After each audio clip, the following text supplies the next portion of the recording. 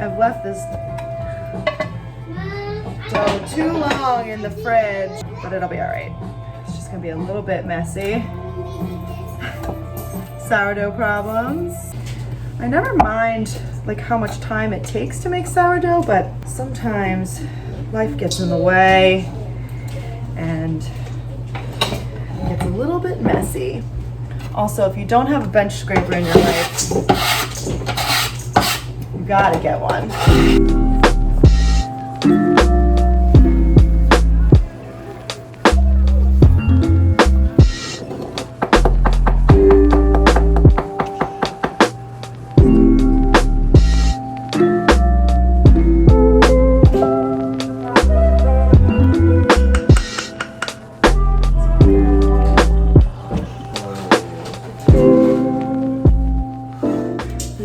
Find kneading to be so therapeutic. This is definitely one of those tasks that I feel like I get into a flow state with, lose track of time a little bit, get into a nice rhythm, and it's like a little ritual that leads to some really nourishing food for us. I'm all about it. Our neighbors just dropped off these pickled things. We have pickled corn. What's the corn? Which apparently is an acquired taste. And pickled jalapenos, which are gonna be so good. Yeah. So that'll be fun.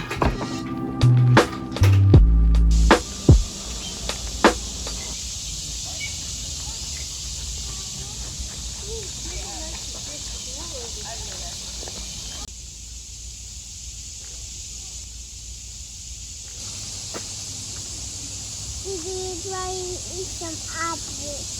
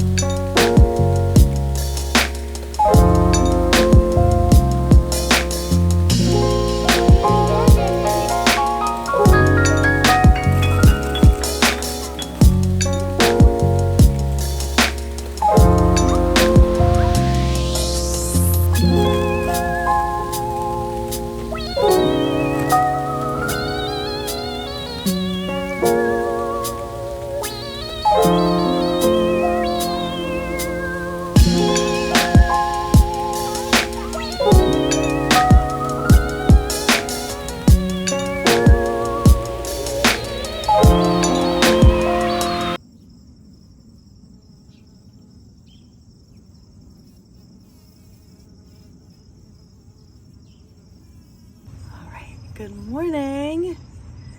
Happy rising. Love this day. It's like kind of cool and overcast. I feel like I should do an official greeting for this video. So hello and welcome. I'm Allison if this is our first time together. Happy Virgo season and happy solar return to all my fellow Virgos. I haven't uploaded in a long time, at least not a vlog. That's because it's been so busy. Virgo really embraces organization and routine as sources of grounding in life, and I feel like that's what I'm craving right now. So I'm just taking that cue from my sun sign to think through what's important in life, to prioritize my energy and my actions. All of that is like a huge undertaking in and of itself. A lot of you know that I'm a yoga teacher.